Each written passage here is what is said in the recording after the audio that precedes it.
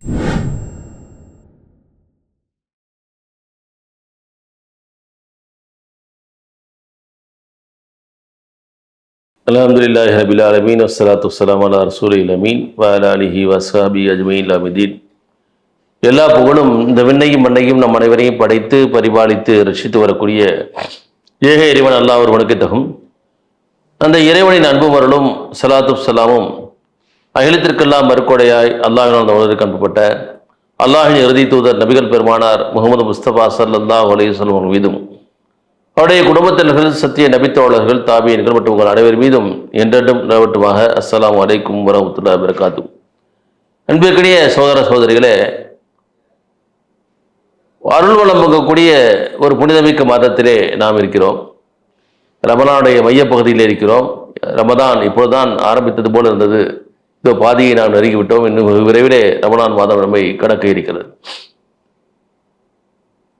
இஸ்லாம் என்பது வாழ்க்கையே வணக்கம் என்று சொல்லக்கூடியவர். சில சடங்குகளையும் சம்பிரதாயங்களையும் பூஜை புனஸ்காரங்களையும் மட்டும் செய்துவிட்டால் போதும், மற்றபடி அவன் நினைத்தபடி செய்து கொள்ளலாம் என்று சொல்லக்கூடிய ஒரு மதம் அல்ல இஸ்லாம். மாறாக இஸ்லாத்திலே இது போன்ற வழிபாடுகளும் இருக்கின்றன.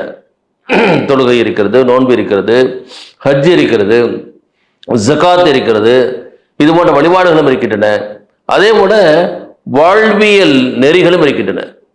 அன்பிற்குரியவர்களே, எப்படி தொழுகை உடல் ரீதியான வணக்கமாக இருக்கிறதோ, நோன்பு ஒரு உடல் ரீதியாக வணக்கமாக இருக்கிறதோ, அதே போல பொருள் சார்ந்த வணக்கங்களும் இருக்கின்றன. ஒன்று ஹஜ் செய்வது, அதில் உடலுழைப்பும் தேவை, பொருளும் தேவை. பொருள் மட்டுமே இருக்கக்கூடிய சார்ந்திருக்கக்கூடிய ஒரு வணக்கம் இருக்கிறது, அதுதான் ஜகாத் என்று சொல்வார்கள். ஜகாத் என்றால் தூய்மைப்படுத்துதல் என்ற ஒரு பொருள் கூட இருக்கிறது. அதாவது நான் என்னிடத்தில் பொருள் ரீதியாகவும் என்னுடைய வழிபாடுகள் இருக்க வேண்டும், என்னுடைய பொருளையும் நான் இறை வழியிலே நான் அர்ப்பணிக்க வேண்டும். ஆக இந்த பொருள் ரீதியான அந்த வணக்கத்தை யாருக்கு வாய்ப்பிருந்தும் செய்யவில்லையோ அவர்கள் இறை நம்பிக்கையாளராக கருதப்பட மாட்டார்கள் என்பதை நாம் குரானின் மூலமாக, நபிகள் பெருமானார் வாழ்வியல் ஒளிவின் மூலமாக அறிந்து கொள்ள முடியும். நபிகளாருக்கு பிறகு ஆட்சி பொறுப்பேற்ற அபூபக்கர் சித்திக் ரலியல்லாஹு தஆலாவுடைய காலத்திலே, நபிகளார் ஸல்லல்லாஹு காலத்திலே ஜகாத் கொடுத்த சிலர் இப்பொழுது ஜகாத் கொடுக்க மறுத்தார்கள். அப்பொழுது நபிகள் பெருமானாருடைய அருமை தோழர் அபூபக்கர் ரலியல்லாஹு தஆலா சொன்னாங்க, யார் தொழுகையும் ஜகாத்தையும் பிரித்து பார்க்கிறாரோ அவரை நம்மை சார்ந்தவர் அல்ல. நபிகள் பெருமானுடைய காலத்திலே யார் ஒட்டகத்தை கட்டக்கூடிய ஒரு கயிற்றின் அளவுக்கான ஜகாத்தை கொடுத்து இப்பொழுது கொடுக்கவில்லையோ அதை நான் வசூலிப்பதற்காக மீது நான் போர் தொடுப்பேன் என்று சொன்னார். ஏனென்றால் எங்கெல்லாம் இறைவன் தொழுகையை பற்றி சொல்கிறானோ அங்கெல்லாம் ஜக்காத்தை பற்றி சொல்கிறான். அக்கிமிஸ்ஸலா வாத்து ஜக்கா, இறை நம்பிக்கையாளர்களை பற்றி சொல்லும் பொழுது அவர்கள் தொழுகையை நிலைநாட்டுவார்கள், ஜக்காத்தையும் வழங்குவார்கள் என்பதை இறைவன் தன் திருமறையிலே, திருக்குறானிலே பல்வேறு இடங்களிலே சொல்லி காட்டியிருக்கிறான். தொழுகைக்கும் ஜக்காத்துக்கும் ஒரு பிரிவினை இல்லை. யாரிடத்திலே வசதி வாய்ப்பு இருக்கிறதோ அவர் கண்டிப்பாக என்ன செய்ய வேண்டும், இறை வழியிலே செலவு செய்து விட வேண்டும். அன்பிற்குரியவர்களே, இறைவன் சொல்கிறான், யா ஐயுஹல்லதீன ஆமனூ லா துல்லிக்கும் அம்வாலுக்கும் வலா அவுலாதுக்கும் அன் திக்ரில்லாஹ். உங்களிடத்தில் இருக்கக்கூடிய பொருள்களும் உங்களுடைய பிள்ளைகளும் இறைவனை நினைவு கூறுவதற்கு உங்களை தடுத்திட வேண்டாம். உமை எப்பல் தாரிக்க பவுலாய்க்கும் ஹாசிரும். எப்படி அவர்கள் இந்த தன்னுடைய பொருள் வளங்களினாலும் பிள்ளை செல்வங்களினாலும் இறைவனை மறந்து விடுகிறார்களோ அவர்கள்தான் நஷ்டவாளி என்று சொல்லிவிட்டு சொல்கிறான். வான்பிக்கோ மிம்மா ரஸக்னாக்கும் மின் கபலி ஐ யாத்தி அஹதக்கும் மௌத். உங்களுக்கு மரணம் வருவதற்கு முன்னால் உங்களுடைய பொருளை இறைவனுடைய பாதையை நீங்கள் செலவழியுங்கள். கூட ரப்பி லவுலா அஹ்ரதனி ராஜன் கரீம் ஃபஅஸ்ஸதக வகும் மின ஸாலிஹீன். மாறாக மரணம் வந்துவிட்ட பிறகு, ஐயோ இறைவன் எனக்கு கொஞ்சம் தயவு கொடுத்தா நான் தான தர்மங்களை செய்வேனே என்று புலம்பக்கூடிய ஒரு சூழல் வந்துவிடக்கூடாது என்று எச்சரிக்கிறார். ஆக இறைவன் சிலருக்கு பொருளை கொடுத்திருக்கிறான், சிலருக்கு அறிவை கொடுத்திருக்கிறான், சிலருக்கு வேறு சில ஆற்றல்களை கொடுத்திருக்கிறான் என்றால் இது மனிதனுக்கு மத்தியிலே மனிதனை சோதிப்பதற்காக. ஏனென்றால் இறைவன் மனிதனுடைய படைப்பை பற்றி சொல்லும் பொழுது அல்லது ஹலக்கல் மௌத்த வல் ஹயாத்த லியபுலுவக்கும் ஐயுக்கும் அவசரமரா. அவன்தான் உங்களுக்கு மரணத்தையும் வாழ்வையும் ஏற்படுத்தினான், உங்களில் யார் மிகச்சிறந்த செயல்கள் புரிகிறீர்கள் என்று சோதிப்பதற்காக இறைவன் சொல்லி காட்டுகிறான். அன்பிற்குரியவர்களே, இன்னும் இன்னொரு இடத்துல இறைவன் சொல்கிறான், குல் இன்ன ரப்பி யபசுத்து ரிஸ்க லிமன் யஷா மின் இபாதிஹி வ யக்திரு லஹு வமா அன்ஃபக்தும் மின் ஷைஇன் நபியரிடத்திலே நீங்கள் கூறுங்கள், என்னுடைய இறைவன் தன் அடிமைகளில் தான் நாடுவோருக்கு தாராளமாய் வாழ்வாதாரம் வழங்குகிறான். தான் நாடுவோருக்கு தாராளமாக வாழ்வாதாரம் வழங்குகிறான். இன்னும் தான் நாடுவோருக்கு அளவோடு கொடுக்கின்றான். நீங்கள் செலவு செய்கின்றவற்றுக்கு பகரமாக இன்னும் பலவற்றை அவனே உங்களுக்கு தருகின்றான். வாழ்வாதாரம் வழங்குவோரில் அவன் மிகச் சிறந்தவன் என்பதாக இறைவன் சொல்லி காட்டியிருக்கிறான். இறைவன் சிலருக்கு பணத்தை கொடுத்திருக்கிறான் என்றால் இறைவன் செய்கிறான். அதாவது யாசிப்பவருக்கும் யாசிக்காதவருக்கும் உங்களுடைய செல்வங்களிலே உரிமை இருக்கிறது. அடுத்தவுடைய உரிமையை நம்மகிட்ட கொடுத்துருக்கான். நம்முடைய அந்த கொடைத்தன்மையை, நம்மிடத்தில் அந்த இரக்கத்தை சோதிப்பதற்காக உண்மையிலேயே பிறருக்கு இறந்து வாழ்கிறானா, பிறருக்கு உதவி செய்கிறானா என்பதை சோதிப்பதற்காகத்தான் சிலருக்கு அளப்பரிய செல்வத்தை இறைவன் கொடுத்திருக்கிறான். அது மட்டுமல்ல அன்பிற்குரியவர்களே, யாரிடத்திலே ஒரு குறிப்பிட்ட அளவுக்கு மேல் செல்வம் இருக்கிறதோ அவர் கண்டிப்பாக என்ன செய்ய வேண்டும், ஆண்டுக்கு ஒரு முறை ஜகாத்தை பிரித்து வழங்க வேண்டும். இது வந்து ஒரு இன்கம் டேக்ஸ் கிடையாது. இன்கம் டேக்ஸ் வந்து ஒரு ஸ்லாப் வந்துச்சுன்னா இத்தனை பெர்சன்டேஜ் மொத்த வருமானத்தில் என்ன செய்யணும், வருமான வரியை கட்ட வேண்டும். ஆனால் இறைவன் என்ன சொல்கிறான் என்றால், உங்கள் வருமானத்திலே உங்கள் செலவு போக எஞ்சி இருப்பவற்றில் நீங்கள் 2.5% என்ன செய்யணும், நீங்கள் தானம் செய்ய வேண்டும் என்று இறைவன் சொல்லி காட்டியிருக்கிறார். ஆக அதற்கு அளவுகள் பணம் இருந்தால் என்ன செய்யணும், அது மாதிரி நகைகள் இருந்தால், தங்கம் இருந்தால் கிட்டத்தட்ட 85 கிராமுக்கு மேலாக தங்கம் இருந்தால் அதிலிருந்து 2.5% நீங்கள் என்ன செய்யணும், தர்மமாக ஏழைகளுக்கு வழங்க வேண்டும். இது வந்து ஜகாத் என்பது ஏழைகளை உருவாக்குவதற்காக அல்ல, இது வறுமை ஒழிப்பு திட்டம் என்பதை நாம் புரிந்து கொள்ள வேண்டும். ஜகாத்தை நாம் சரியாக செயல்படுத்தினால் நாம் வாழக்கூடிய ஒவ்வொரு இடத்திலேயும், நம்முடைய மஹல்லாவிலே, நம்முடைய பகுதிகளிலே நாம் சரியாக செயல்படுத்தினால் ஒரு 10 ஆண்டுகளுக்குள்ளாக நம்முடைய பகுதியில் இருக்கக்கூடிய வறுமையை, ஏழ்மையை முற்றிலுமாக ஒழித்து விட முடியும் என்பதை நீங்கள் பார்க்க முடியும். அன்பிற்கிடையே ஜகாத்தை யாருக்கு வழங்கணும் சொல்லி திருக்குரான் மிக தெளிவாக வழிகாட்டுகிறது. திருக்குரானை 9ஆம் அத்தியாயம் அத்தௌபாவிலே ஒரு வசனம் இருக்கிறது. இன்னம சதகாத்துல் ஃபுகராய் வல் மசாகீன் வல் ஆமிலீன அலைஹா வல் முஅல்லஃபத்தி குலூபுஹும் வஃபி ரிகாப் வல் காரிமீன வஃபி சபீலில்லாஹி வபினி சபீல் ஃபரீதத்தம் மினல்லாஹ் வல்லாஹு அலீமுன் ஹக்கீம். இந்த தான தர்மங்கள் எல்லாம் ஏழைகள், வறியவர்கள், இந்த தான தர்மங்களை வசூலிக்கவும் பங்கிடவும் நியமிக்கப்பட்ட பணியாளர்கள் மற்றும் உள்ளங்கள் இணக்கமாக்கப்பட வேண்டியவர்கள் ஆகியோருக்கும், பிடரிகளை விடுவிப்பதற்கும், கடனாளிகளுக்கும் மற்றும் இறை வழியிலே செலவு செய்வதற்கும் பயணிகளுக்கு உரியவனாகும் என்று இது அல்லாஹ்வினால் விதிக்கப்பட்ட கடமையாகும். மேலும் அல்லாஹ் யாவற்றையும் அறிந்தோனும் நுண்ணறிவாளனுமாக இருக்கிறான். 8 கேட்டகரி வந்து குர்ஆன் வலியுறுத்துது. ஒன்று ஏழைகள், வறியவர்கள், தான தர்மங்களை ஜகாத் வசூலிக்கக்கூடியவர்கள், வசூலிப்பதற்கு பங்கிட்டு செய்யப்பட்ட பணியாளர்கள், உள்ளங்களை இணக்கமாக்கப்பட வேண்டியவர்கள், பிடரிகளை விடுவிக்கக்கூடியது, கடனாளிகள், இறைவழியிலே செலவு செய்தல், பயணிகள். இந்த எப்படி 8 கேட்டகரிக்கு நீங்க என்ன செய்யலாம், ஜகாத்தை கொடுக்கலாம் என்பதாக இறைவன் ஆலோசனை. இதில் ஒன்று பார்த்தீங்கன்னா, ஜகாத்தை வசூலிப்பதற்கும் பங்கிடுவதற்குமாக நியமிக்கப்பட்ட அதிகாரிகள். இதில் நமக்கு என்ன புரியுதுன்னா, ஜகாத்தை சில்லறைகளாக மாற்றி இதை வரிசையாக 100 பேர் நிற்க வச்சுட்டு ஆளுக்கு 10 ரூபாயோ 50 ரூபாயோ 100 ரூபாயோ கொடுப்பதல்ல. ஜகாத்துடைய நோக்கம் ஏழைகளை உருவாக்குவதில்லை, ஏழ்மையை ஒழிப்பது. நீங்கள் ஒருவருக்கு ஜகாத்து கொடுக்கிறீர்கள் என்றால் அடுத்த ஆண்டு அவர் ஜகாத் வாங்குறோட லிஸ்ட் இருக்கக்கூடாது. தாராளமாக கொடுங்கள். அவருடைய கடன்கள், அவருடைய பிரச்சனைகள் தீரும் அளவுக்கு கொடுங்கள். அடுத்த முறை இன்னும் கொஞ்ச நாட்கள்ல அவர் தன்னிறைவாக வேண்டும், அவரும் ஜகாத் கொடுப்பவராக மாறிவிட வேண்டும். இது எப்ப சாத்தியம்னா, தனித்தனியாக கொடுத்தால் சாத்தியமாகிவிடாது. நாம் கூட்டு ரீதியாக செய்வதும் சாத்தியம். இஸ்லாத்தினுடைய கடமை எல்லாம் பாருங்க, எல்லாமே கூட்டு ரீதியாகத்தான் நாம் செய்யறோம். தொழுகை கண்டிப்பாக நான் பள்ளிவாசலை சென்று தொழவில்லை, ஒரு இமாம் ஜமாத் ஒரு தலைவரை பின்பற்றி பின்னால் இருப்பவர்கள் அணியணியாக வரிசையாக தொழ வேண்டும். நோன்பு என்றால் உலகத்தில் உள்ள எல்லாரும் ஒரே அந்த ரமதான் மாதத்திலே தான் நோன்பு நோக்க வேண்டும். ஹஜ் செய்யும் பொழுதும் கூட தனித்தனியாக தன்னை விரும்பக்கூடிய காலகட்டத்திலே போய் தனியாக செய்வதற்கான அனுமதி இல்லை. ஒட்டுமொத்தமாக எல்லோருமே அந்த திருக்குரான், அதாவது இஸ்லாமிய காலண்டர், ஹிஜ்ரி காலண்டருடைய 12ஆம் மாதத்திலே துல்கஜ் பிறை 8 to 13 வரையில் அந்த காலகட்டங்களிலே தான் நீங்கள் அந்த மக்காவிற்கு செல்ல வேண்டும். மினாவுக்கு, அரஃபா, முஸ்தலிஃபாவுக்கு செல்லணும். இது எல்லாருக்கும் கூட்டு ரீதியான வழிபாடு பார்க்கிறோம். அதே போல ஜகாத்தும் கூட்டு ரீதியான வழிபாடு தான்.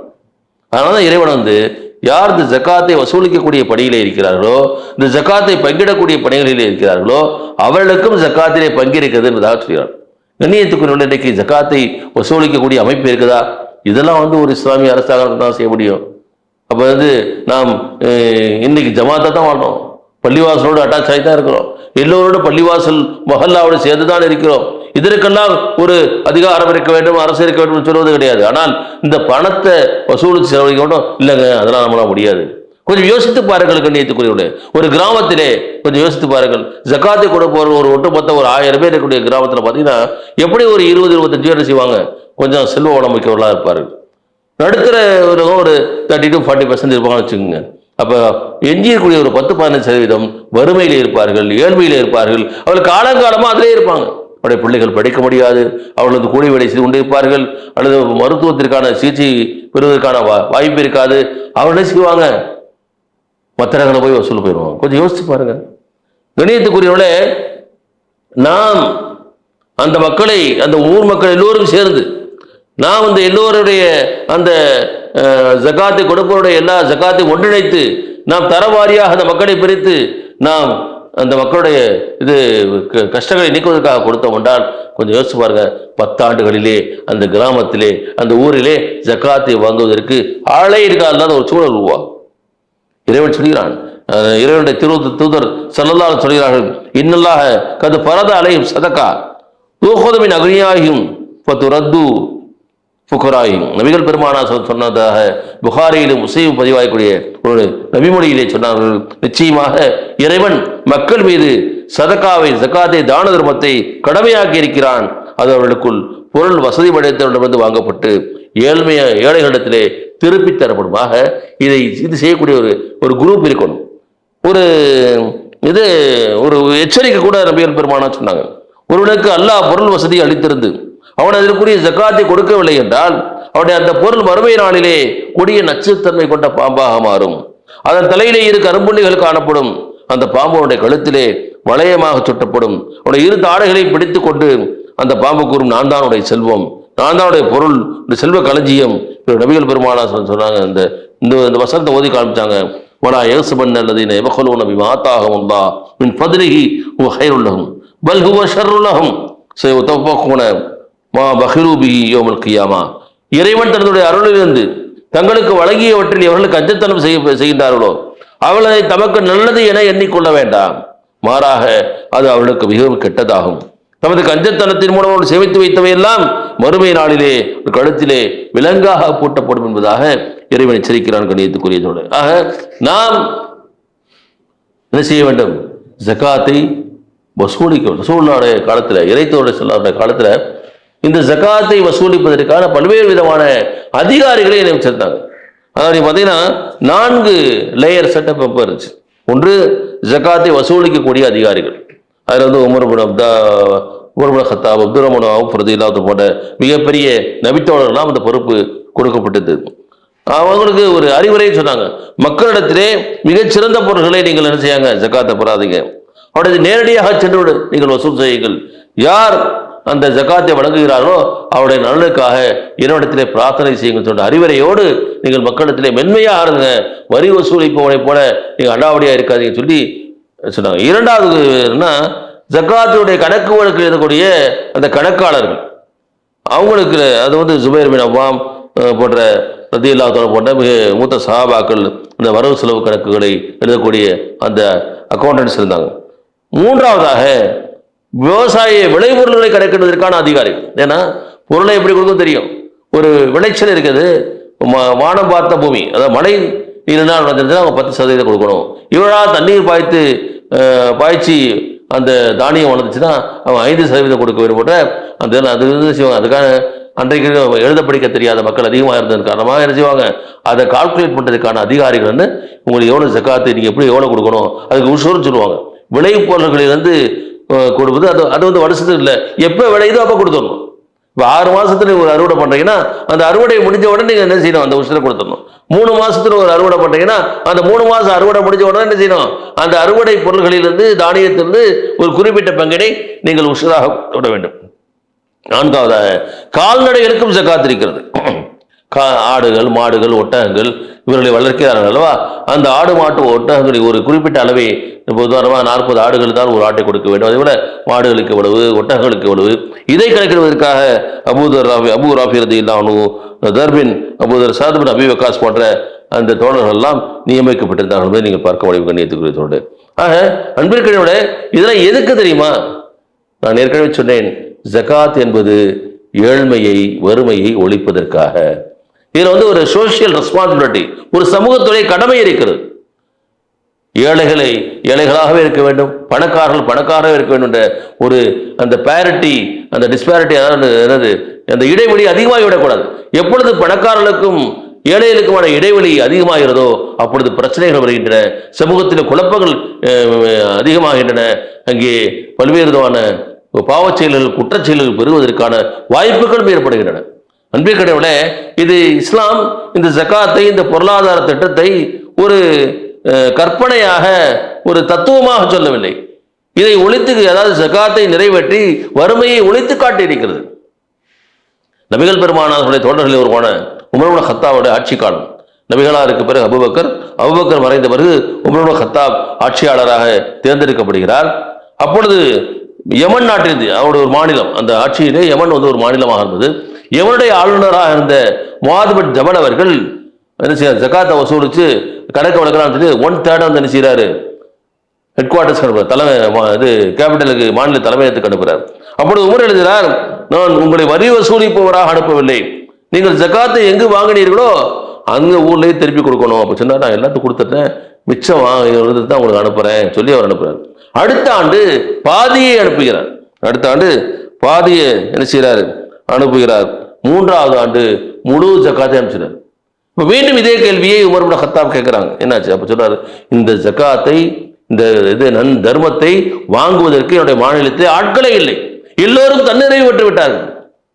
எவ்வளவு அற்புதமான விஷயம், கொஞ்சம் யோசிச்சு பாருங்க. ஒரு மாநிலத்திலேயே ஏழைகளை முழுமையாக ஒழித்த திட்டம் தான் ஜகாத். இது வரலாற்றிலே நிகழ்த்தி காட்டப்பட்டிருக்கிறது. அன்பிற்கிடையே சோழர்களே, பெரியவர்களே, ஜமாத் நிர்வாகிகளே, பள்ளிவாசல் நிர்வாகிகளே, முத்தவள்ளிகளே, கொஞ்சம் யோசித்து பாருங்கள். உங்கள் பள்ளிவாசல் நிர்வாகத்தின் சார்பிலே, உங்கள் மஹல்லாவிலே, உங்கள் ஊரிலே இது போன்ற திட்டத்தை நீங்கள் செயல்படுத்தி பாருங்கள். இன்ஷா அல்லாஹ் நிச்சயமாக ஒரு 5 அல்லது 10 ஆண்டுகளுக்குள்ளாக உங்கள் ஊரிலே ஜகாத்தை வாங்குவதற்கு ஆள் இல்லாத ஒரு சூழல் உருவாகும் என்பதே சந்தேகமில்லை. அதே போல 2ஆம் உமர் என்று அழைக்கப்படக்கூடிய உமர் பின் அப்துல் அசீஸ் ரஹ்மத்துல்லாஹி காட்சி காலத்தில் எஜிப்துடைய ஆளுநர் என்ன செய்யறாரு, கடிதம் எழுதுறாரு, இங்க ஊர்ல ஜகாத்து வாங்குறது ஆளே இல்லை, என்ன செய்யணும்? இப்ப சொல்றாரு, நீங்கள் அடிமைகளை வாங்கி விடுதலை செய்யுங்கள். நெடுஞ்சாலைகளே டிராவலர்ஸ் பங்களா, மக்கள் தங்குறதுக்கு ஓய்வு சத்திரக்கடை, பயணிகள் தங்குமிடத்தை கட்டுங்கள். திருமணம் ஆகாத இளைஞர் இருந்தாங்கன்னா, அதாவது இங்க இப்ப எல்லாம் என்ன இருக்குன்னா, வரதட்சணை கொடுக்க முடியாம பெண்கள் திருமணம் முடிக்கல. அன்னைக்கு மகர் கொடுக்க முடியாம ஆண்களை செய்ய முடியாம திருமணம் முடிக்க, மகர் கொடுக்க இயலாத அந்த ஏழ்மையிலே கூட திருமணமாகாத இளைஞர்களுக்கு மகர் கொடுப்பதற்கான உதவிகளை செய்யுங்கள். அதுவும் கொடுத்தாச்சு. இப்னு கசீர் ரஹ்மத்துல்லாஹி அலைஹி எழுதுகிறாங்க, கலீஃபா இதற்கான அறிவிப்பு செய்வதற்காக ஒருவரை பணிக்கு அமர்த்திருந்தார். மக்கள் கூடக்கூடிய இடங்கள் எல்லாம் அவர் சொல்லுவாராம், கடன் அடைக்க முடியாதவர்கள் இருக்கிறீர்களா வாருங்கள், திருமணம் செய்ய வசதி இல்லாத இருக்கிறீங்களா வாங்க, அனாதைகள் ஆதரவு எங்கே, இப்படி அறிவிப்பு சொல்லி இருப்பாங்களாம். ஜகாத்தை வாங்குவாருன்னு சொல்லிட்டு பொதுவாக மார்க்கெட்லேயும் பொது இடங்களிலேயும் மக்கள் கூடக்கூடிய இடங்களிலேயும் அறிவிப்பு செய்யப்பட்டு கொண்டிருந்தது. ஆனால் யாரும் கிடைக்கவில்லை, எல்லோருமே செல்வந்தாகிவிட்டார்கள். எல்லா புகழும் இறைவன் ஒருவனுக்கு. கண்ணியத்துக்குரியவர்களே, அப்படிப்பட்ட ஒரு சூழல் உருவாக்கக்கூடிய பொறுப்பிலே நாம் எல்லோரும் இருக்கிறோம். ஆக நாம் மனது வைத்தால், நாம் முயற்சி செய்தால் இன்ஷா அல்லாஹ் தஆலா நம்முடைய ஊரிலும் நம்முடைய மஹல்லாவிலும் ஜகாத் வாங்குவதற்கு ஆள் இல்லாத ஒரு சூழல் உருவாகும். எவ்வளவு விஷயங்கள் இருக்கிறது என்று இருக்கிறீர்களே. ஆனால் இன்றைக்கு துரதிருஷ்டமாக சில நீங்கள் ஜவுளி கடையில் போனீங்கன்னா ஜகாத்து வேட்டி, ஜகாத்து சேலைன்னு சொல்லி அதை ஒரு வியாபார நோக்கு நான் பார்க்கிறோம். நம்முடைய நோக்கம், நான் மீண்டும் மீண்டும் சொல்கிறேன், ஜகாத் என்பது ஏழைகளை உருவாக்குவதற்கல்ல, ஏழைகளை பெருக்குவதற்கல்ல. மாறாக ஜகாத்தை என்ன செய்யணும்? ஜகாத்தின் மூலமாக வறுமை ஒழிக்கப்பட வேண்டும் என்று இது அதான் சொல்ற, வல்லதீன ஃபி அம்வாலி ஹக்கும் மஅலூம், அவருடைய செல்வங்களிலே யாசிப்பவருக்கும் இல்லாதவருக்கும் நிர்ணயிக்கப்பட்ட உரிமை இருக்கிறது என்பதாக சொல்கிறான். இன்னும் நபிகள் பெருமானார் ஸல்லல்லாஹு அலைஹி வஸல்லம் சொன்னார்கள், விதவை ஏழை எளியவர்களுக்காக அவருடைய தேவைகளை நிறைவேற்றுவதற்காக ஓடியாடி உழைப்பவர் இறை வழியிலே போராடுபவருக்கு, அல்லது இரவு முழுவதும் இறை வணக்கத்திலே ஈடுபட்டவருக்கு, அல்லது ஒரு நாள் முழுவதும் நாள் முழுக்க நோன்பு நோற்பதற்கு சமம். ஏழைகளுக்காக, முதியோர்களுக்காக, அனாதைகளுக்காக, ஆதரவற்றவர்களுக்காக அவருடைய கஷ்டங்களை போக்குவதற்கு அல்லவா, அது நீங்கள் நாள் முழுவதும் இன்று வணங்கக்கூடிய வழக்கத்தை விட, இறைவனுடைய வழியிலே போராடுவதை விட, அங்கே இங்கே நாள் முழுவதும் நாள் கணக்கை நோன்பு வைப்பதோட சிறந்தது என்பதை நாம் கவனத்திலே கொள்ள வேண்டும் என்று இன்னும் நபிகள் பெருமான் அவரை சேர்த்திருக்கிறார்கள். ஒரு ஊரிலே எவராவது ஒருவர் இரவு முழுக்க பட்டினி கிடந்து, சாப்பாடு இல்லாம இல்லையா, ஒரு நாள் சாப்பிடாம பட்டினி கிடந்து அந்த இரவை அவர் கழித்து விட்டார் என்றால், அந்த ஊர் மக்கள் இறைவனின் பாதுகாப்பையும் கண்காணிப்பையும் இழந்து விடுவார்கள். இறைவனை பாதுகாப்பது ஊர் கிடைக்காது. இட்ஸ் சோசியல் ரெஸ்பான்சிபிலிட்டி, ஒட்டுமொத்த சமூகத்தின் கடமை. ஏழைகளையும் எளியவர்களையும் வறியவர்களையும் ஒடுக்கப்பட்டவர்களையும் அவருடைய விமோசனத்திற்காக, அவருடைய அந்த மீட்புக்காக பாடுபட வேண்டிய பொறுப்பு இருக்கிறது.